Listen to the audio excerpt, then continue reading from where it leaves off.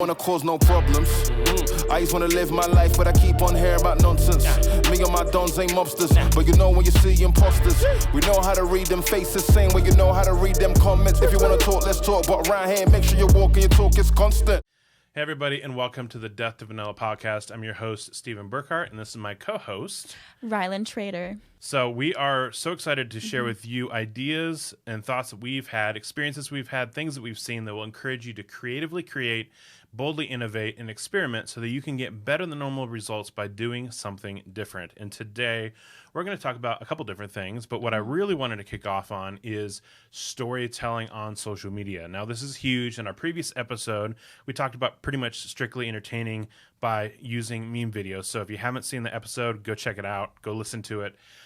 This particular episode, we're going to cover a number of things. And the first thing I wanted to talk about was the outline that I put together for how to structure like a good video and be able to actually tell a story. And so this is a little bit of play off of a sales technique that I actually found out afterwards that I was copying without knowing. But I really helps me out. And that is, I want to talk about the problem, the obstacle, the solution, and then the outcome. That's the four-part outline that I like to go through. So, problem is, the customer's toilet is broken. The obstacle is that they don't know how to fix it. The solution, of course, is your business. And the outcome is they can use the restroom. Yes. Right? Details end there. So that is basically the outline of how to do that. And so then you can go through, and it's really helpful as a business owner to think through, like, okay, well, what problems do my customers really have? Like, what am I actually solving for something maybe less obvious? Like, the problem is that they are feeling off. Right. Well, there could be any number of solutions to that. It could be meditation. It could be dietary. It could be exercise, any number of things. And so being able to backtrack what your customer is experiencing and how you're actually helping them and being able to articulate that in a way, because people are always going for the outcome. Right. They want the pain to stop. They want to feel awesome. They want to get the date, any number of things. The outcomes are what people are actually hiring you to do. And so many times business owners are really just talking about their solutions. And the solutions are important, but that isn't what people are hiring for. They're not wanting to hire a plumber. They're wanting to be able to use the toilet. Yes. Right? So I know it's a TMI example, but here we are. Look at this. Boldly creating. boldly innovating, if you will. So anyway, so that is how I approach storytelling. And from that, we wanted to, take that concept, and I'm going to pass it off to you so that way you can talk about how would one take that storytelling framework and package it for a specific platform. Yeah. So one thing that I think is really big is optimizing the length of the video, right? So it's concise storytelling, it's getting your message out there, and it's letting your audience know who you are, what you're doing, and what you offer. So I think one big thing right now is obviously very short attention spans. Thank you, TikTok. Guilty. So I would say 10 to 15 seconds or 15 to 30 seconds, I would say. Anything longer than that is pushing it a little bit, I would say. You really want to have those quick cuts. You want to have that high quality video, and you want to grab your audience attention within the first 3 seconds. Because if you don't, they're just going to keep scrolling. You need something that'll stop the scroll. One thing I saw that really was working is people were stop scrolling, and then they stop scrolling. Right. It works. It's crazy when you tell someone to do something, how they actually do it. It's this weird thing. Calls to action. I know. Right? What are the odds? Boom. But it's just stopping them and getting them to see what your business and brand is about. Even if it's not necessarily storytelling all about your whole brand all at once, it can be really short, right? It can be here's a client success story. Here is what we make. It could be slime videos. You know how they have those slime making videos? You could be doing that, and then the slime people could be talking about what their business is, and you're stopping the scroll, you're doing something that's visually appealing to your audience while also telling them what you're all about. And a marketing statistic that we found says that this is a study done by Social Insider, that videos with a duration of 15 to 30 seconds receive the highest engagement rate on Instagram. So I would say that engagement. So engagement rate isn't necessarily views, right? It's comments, it's likes, it's actual engagement with the video. It's not just, oh, I saw it and that was it. It's people actually wanting to know more about this, or taking the time to like a post or comment on a post, which may not seem like a big deal, but we've definitely had content in the past where we've gotten like thousands of views and like 10 likes, you know? Like it depends on what you're like putting out there. So I would say that if you are a business or a brand and you're looking into getting to video, I would say keep it within 15 to 30 seconds. Keep it short, keep it sweet. That's right. Well, and I think too, it's like it depends on the platform too, right? Because if you're scrolling through Reels or scrolling through TikTok, there's a certain expectation that is going to be quick. It's gonna and deliver quick, right? Yeah. Whereas like for me personally, like I have everything I've learned about videography, not everything, but probably 90% of what I've learned on like how to video edit, how to shoot, social media has been either by just trial and error or by YouTube videos. And those videos are not 30 seconds long, right? And so I think that the context is important too. Like if you're going to be putting on YouTube and it's not a short, then the expectation would be almost weird if it was 30 seconds. Yes. Uncomfortably short, not helpful, right? But if you were to take that same content and put it on TikTok, it would stand out as incredibly long, even at a minute and a half. And so, yeah, to your point, like definitely being able to keep that short form and just realizing that those short videos are just a part of a larger strategy. Yeah, it really is those like grabbing that attention at first and getting those like quick cuts and keeping that attention within the video, so that way you can get what you need to really fast. So people aren't like, okay, I'm scrolling now. You know, you got to really get it in there. But yeah, to your point, like YouTube is a whole different. If we posted something that was 30 seconds, I would almost like not believe it. You know, like if I'm looking up how to do something on Adobe Premiere Pro and something's 30 seconds long, I'm gonna be like, do you even know what you're talking about? Like, you're definitely not going to answer my question. Right. And I think the other thing to realize is with almost every single algorithm, completion rate or percentage of completion of a video is always going to be a factor on whether or not that platform ranks your content as interesting. Meaning, if this is a 1-minute video and people watch 10 seconds of it, that's a very low completion rate. Yeah. And so basically what people are telling the platform is this isn't interesting, and the platform's not going to show you to anyone.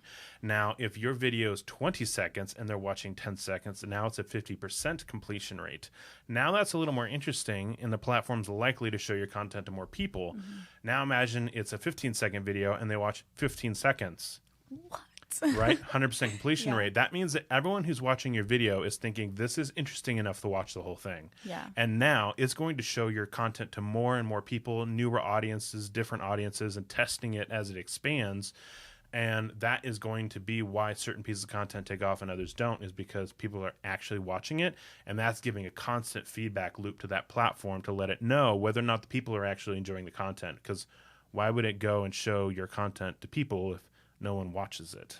Yeah. And definitely I think as a business, it's a good feeling to have that 100% watch rate, or, you know, watching it again, or those views going up. It's a warm and fuzzy feeling inside. It sure is. Yeah.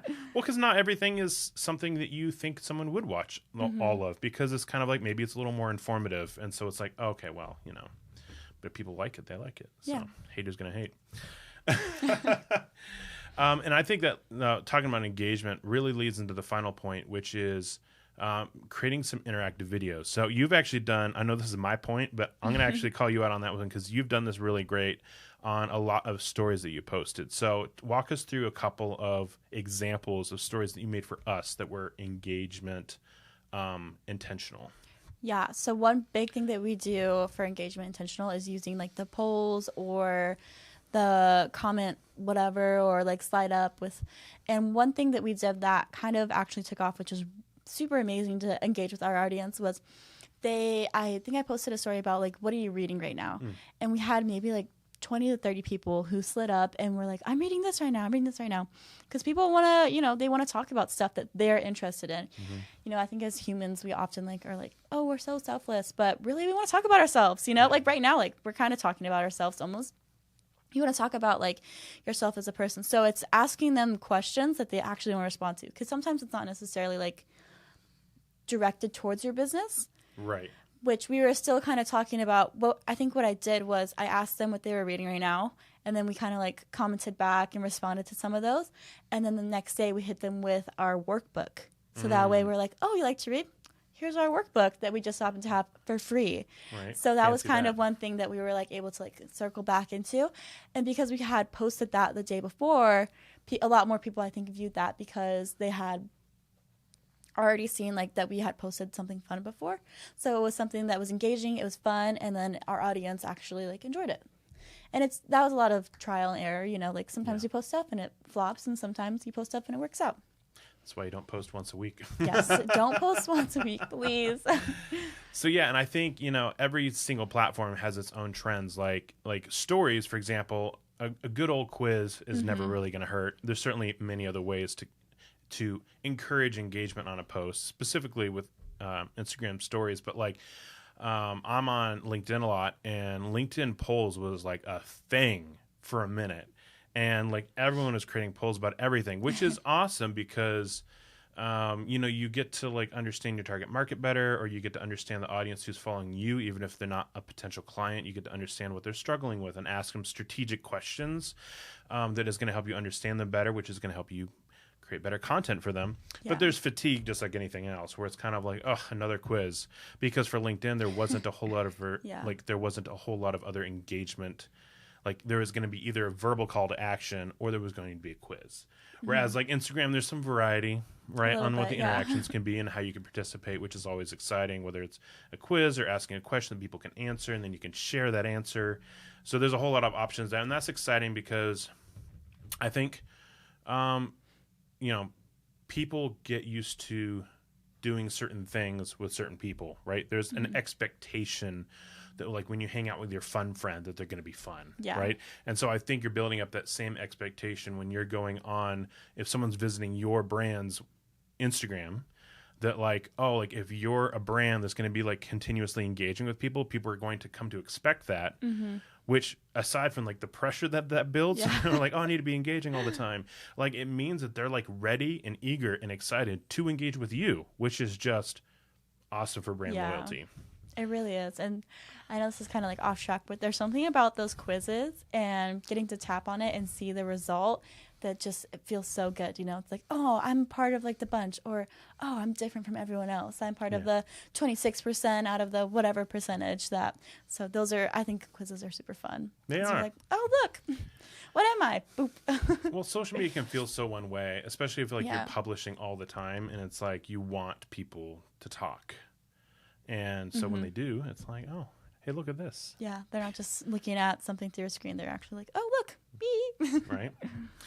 So what have you done recently to engage with people? We'd love to hear from you. And you can just, depending on where this is getting put, you can comment or share or shoot us a DM. We'd love to hear how you're engaging with people successfully, so that we can learn more and so that we can be able to potentially even share some of the tips and tricks that are being sent to us. So go boldly create, innovate, and experiment. Thank you for watching. Wanna cause no problems. I just wanna live my life, but I keep on hearing about nonsense. Me and my dons ain't mobsters, but you know when you see imposters, we know how to read them faces, same way you know how to read them comments. If you wanna talk, let's talk, but around here, make sure you're walking your talk is constant.